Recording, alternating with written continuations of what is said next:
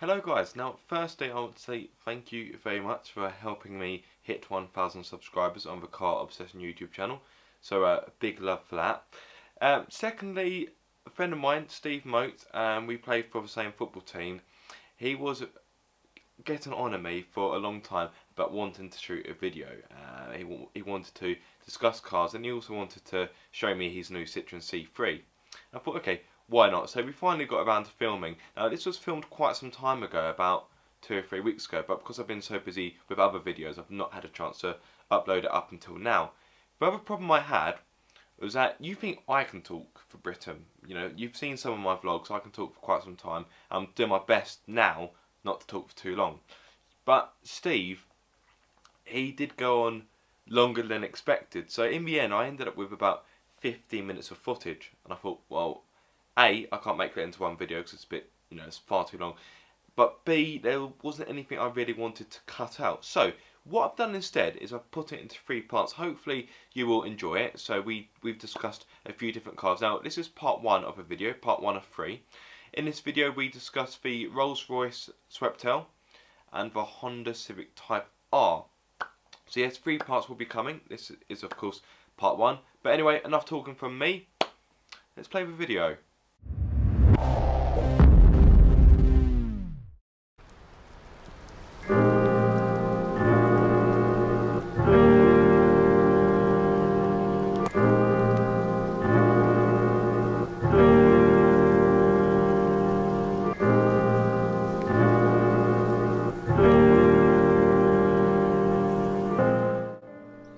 Hello guys, today you join me at the Wimbledon Windmill Museum of all places. I know it's a bit random. I'm with my friend Steve Moat. It looks like a bit of a farmer boy. Got the old bit in his mouth. I'm with his new Citroen C3, which I have to say is rather nice. It's shark grey, don't you know? So we're going to go for a drive, and we're also going to have a bit of car banter as well, which might turn into an argument.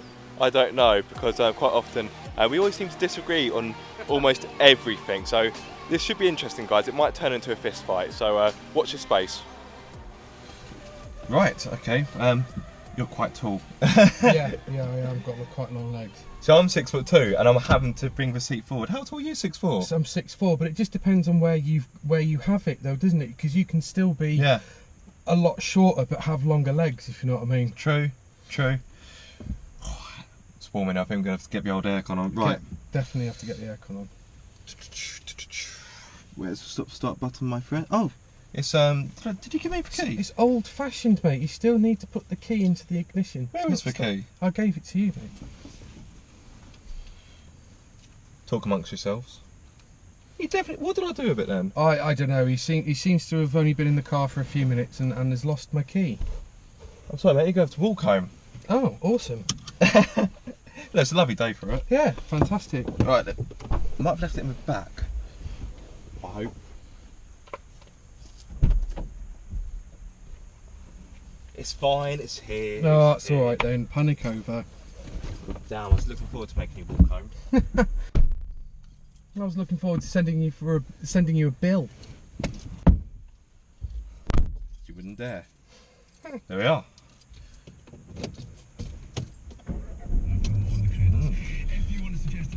Turn that down and get the old aircon on, I think. Right to roll though, but it's a Citroen, that's what you'd expect. And it feels super comfortable. Now, as I said to you earlier, last year I drove the C4 Cactus, and that just was as smooth as velvet. So nice. That's what a lot of the reviews said about the car, was that they've gone away from everything else and they just want to make it a nice, comfortable car to drive. And I've got this on the motorway at sort of 70-80 miles an hour, and it just purrs. There's no road noise. It's just a really nice place to be. DAB digital radio, so it's just a nice cabin to be in, and it does. And when you do put your foot down, it has a really low end grunt, and I quite like imagining that I'm in a V8. You must have a very vivid imagination. I do have a very vivid imagination. Yeah. Just pretend it's like a Ferrari California or something. Something. Well, I was thinking. Well, yeah. Mustang. Mustang, yeah. Now, speaking of Mustang, we had we sort of had like a poll quite a few weeks back, might have been quite a few months ago. Basically, what was better, a 2.3 Mustang or an Audi TTRS? Now, me being the sort of well, I believe that a Mustang has to have a V8 engine, end of. But for Steve, he says it's all about the looks, and I can kind of understand that. But surely, if you're going to buy a Mustang, it has to be V8. A 2.3 just makes no sense to me.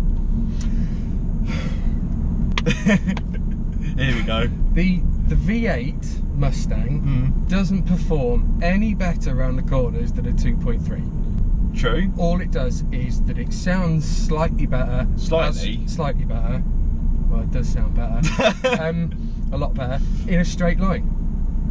That's what it does. That's what it's designed to do. The Audi is designed to go fast around corners. Yeah, but even for TTRS, you still call it a hairdresser's car. Yeah, it is a hairdresser's car. It is a hairdresser's car. It has always had a stigma attached to it. Always. And anyway, you know, when you, the thing is about the Audi RS, right, is that you then have to explain to the person what difference that car has got that makes it an RS. Right, and what's the difference between that and a normal Audi TT? It looks more aggressive. It looks meaner. That's true. All right, and yeah, but you have to explain that. Whereas, oh, good choice of route. Look, mate, yeah, it's either that or go towards Wandsworth. No, yeah, that's true. But yeah, I've cocked up here. But then you can just throw your keys down on the table with the round little disc that says Ford Mustang, and people go, nice. And it doesn't matter what engine it's got in it, people immediately show it a respect. Some people. Some people. Some people. So that was then, this is now. So, as you know, guys, I went to the Goodwood Festival of Speed last week, and I thought we'd sort of talk about the cars, or some of the cars that were there, and have a discussion, really. So, right, I'm going to kick things off. Well, you want to talk about the Rolls-Royce Sweptail. So, that was one of the things that I wanted to What are your thoughts on that? What I didn't realise about Rolls-Royce is that obviously I knew that they were Coachworks and they would bespoke their range, anything that they want to do with their range. But what I didn't realise is that they will build you a car from scratch to your very specific design. If you have the money, of course. If you have the money. The Sweptail is that. They designed it, took them 4 years to build that car, and it cost $13 million. Yeah, crazy amount. It's nice if you've got the money. However, as that car goes to prove, money cannot buy you taste. It is the most disgusting looking vehicle I think that I've ever seen in my life. You've clearly never seen a Fiat Multipla. I have. I have. The thing is, I think the front looks okay.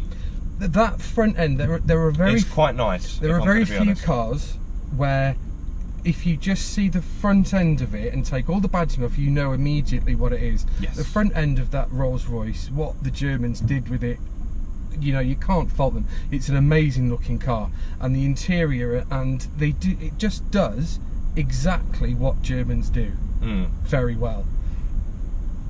But then the guy ruined it by putting that stupid thing on the back. Yeah, I must admit the back is, I know it's designed to look like a yacht and it's all luxury, it's premium, it's lifestyle, but I look at the back and think, it kind of looks like, to me, it looks like the back is kind of melted in the sun. It's sort of like, it's like all square at the front and at the back, it just sort of goes. Yeah. They kind of put it into a point. I think Richard Hammond likes the Morgan, you know, the one with the funny front end. But they didn't they do a three-wheeled one that was made out of wood? That I half expected that Rolls-Royce to have one wheel at the back. Yeah. Because it looks like it should only have, or it's built backwards. I'm not a big fan of the Sweptail. No. I'm not. I just think it's so much money. So, as you said, it's just under $13 million. I think in pounds that's about 10.8 million. So like, oh come on, make up your mind, mate. What lane do you want? But you just think that is a lot of money for any car, and how can you justify spending that amount of money? I mean, obviously he buys this guy. I was reading the article about him that he was. He buys luxury yachts anyway. It's something to do with purchasing the luxury yachts, and off he goes and makes his money that way. But wouldn't you rather have 7 Chirons and just in 7 different colours and go, I'll have the purple Chiron today? Yeah. It's like, oh, I'll have one that matches my suit, thank you. Yeah, I'll have that one, please. Yeah. Seriously, I'd rather have that. I'd rather have 7 Chirons, or you could have your ultimate dream 7-car garage for that sort of money, couldn't you? So yeah, so funnily enough, the first car we've spoken about, we've actually agreed on. Yeah, that must be a first. I feel positive about the next one. Right, okay, I'm gonna go for a car that's a lot cheaper, but one that for me is kind of one of the big ones to come out for this year, the Honda Civic Type R. I'm hoping that we're going to agree on this one. Okay, go on.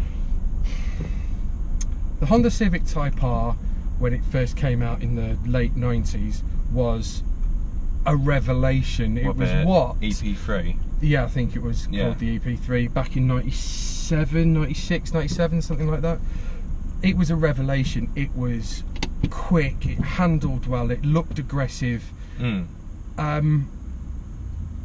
But lots of idiots bought it and they drove it like fools, so a lot of them have had a very, very hard life. Yes. Also, it was very hard to drive. The ride quality was very hard. Then they made it better, but they also changed it, so it just wasn't aggressive at all to drive at all. They just changed it so much. Yeah. And then I kind of lost track with it a little bit, because Honda lost track of their design and where they wanted to go, and I don't think really they allowed their crews. I mean, then they came up with the FRV. That was just the end of Honda for me. And then they did this, and I think it looks fantastic. It is the hottest of hot hatches. Now, I thought you were going to slate it. I thought you were going to absolutely hate it. No, I think it's so aggressive. I've been coming up with not superlatives, with analogies to use it. I think that the people at Honda locked scientists in a room and sort of developed an automotive version of the Hulk crossed with Frankenstein's monster. And then all of a sudden you just saw all these scientists run out of that room going, "It's alive!" as this 3 exhaust vortex generating. It's got a vortex generator on the back of it. Now that does sound cool. Any car with a vortex generator on it is amazing, and I think it looks butch. It looks like it could literally eat you. See, I saw it at Goodwood, and as I said when I was filming it, it looks better in real life. When I first saw the pictures, I thought, no, it looks too long. That bonnet just made it kind of look like a saloon, and I just thought it didn't quite look like a hatchback, if that makes sense. I just thought the proportions were wrong, really. Having seen it in real life, it does look better. Yep. I'm still not won over, and I must admit, when I filmed it, I sort of contradicted myself, because I said, "Oh, I'm not a big fan of it," and I said, "Oh, it looks aggressive. This is how hot hatch should look." But what I meant by that was that a hot hatch should be in your face. It should be there. It should go, "Oh, I'm a hot hatch. I'm a yobbo. I like doing donuts in McDonald's." Yeah. What are you going to say about that? Whereas, I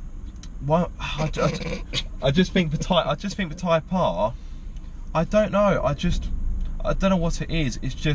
It's difficult for me to put my finger on. I still don't quite like the proportions of it. I much prefer the previous model, which just looked a little bit more stubby and a little bit more shorter and a little bit stout.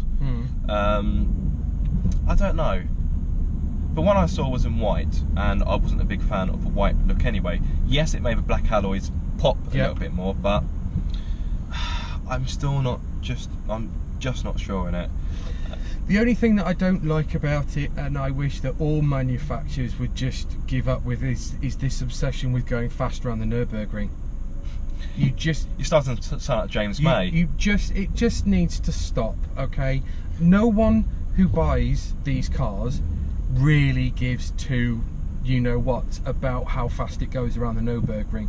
Because the moment you start saying that to a girl, you've lost it. You've got no hope of getting her into bed if you have to explain to them how fast it goes around the Nürburgring. Yeah, and that's fair enough.